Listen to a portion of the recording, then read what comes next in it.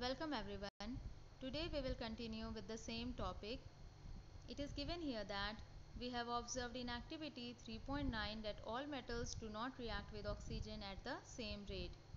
So we discussed that sodium, it reacts vigorously with oxygen, and that is why when it is kept in the open it catches fire, which clearly shows that sodium is highly reactive in nature, whereas copper reacts with oxygen only at very high temperature, which shows that copper is very less reactive in nature. Different metals show different reactivities towards oxygen.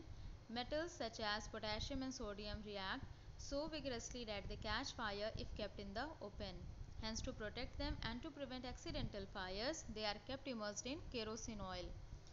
So please underline this point that sodium and potassium, they kept immersed in kerosene oil. The reason is that because they are highly reactive in nature, and if they are kept in the open, then they catch fire. At ordinary temperature, the surfaces of metals such as magnesium, aluminium, zinc, lead, etc. are covered with a thin layer of oxide.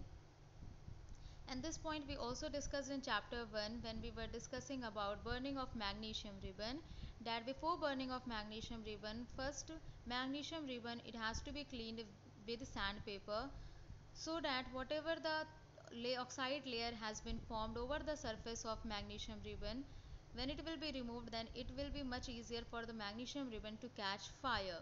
So this happens not only with magnesium metal but also aluminium, zinc and lead. All these metals at ordinary temperature, their surface, it is coated with the thin layer of their oxide, and that is why it prevents further oxidation. So it is given here, the protective oxide layer prevents the metal from further oxidation. The meaning of further oxidation is that it prevents metal from further burning. It is given further oxidation because when metal burns in air, then it is forming metal oxide, which is an oxidation reaction, and that is why it is given from further oxidation. So this thin layer of oxide, it acts as a protective layer for metals. Iron does not burn on heating, but iron filings burn vigorously when sprinkled in the flame of the burner. The reason is that because iron metal fillings, they are very small pieces of iron, and that is why when you will sprinkle these iron metal fillings in the flame of the burner, they will burn. Copper does not burn, but the hot metal is coated with a black colored layer of copper second oxide, and the formula of copper second oxide is CuO.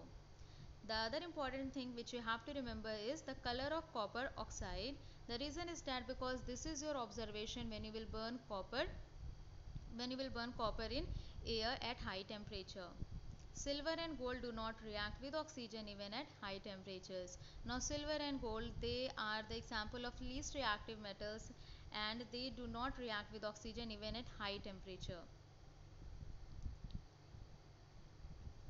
After performing activity 3.9, you must have observed that sodium is the most reactive of the samples of metals taken here. The reaction of magnesium is less vigorous, implying that it is not as reactive as sodium. So when magnesium reacts with oxygen, the reaction is less vigorous as compared to that of sodium with oxygen, and that is why we can say that magnesium is also reactive, but it is less reactive as compared to sodium. But burning in oxygen does not help us to decide about the reactivity of zinc, iron, copper or lead.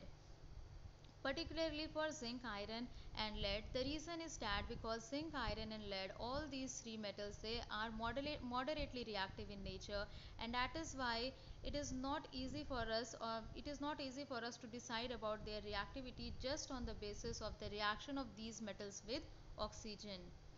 Let us see some more reactions to arrive at a conclusion about the order of reactivity of these metals.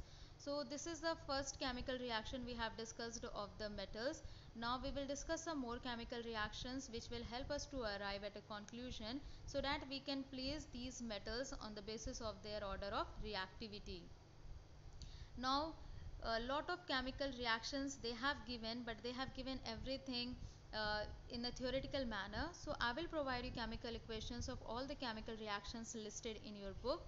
So this is for today, and this is first chemical properties of metals. That means we discussed a lot of chemical equations or chemical reactions in this topic. Thank you.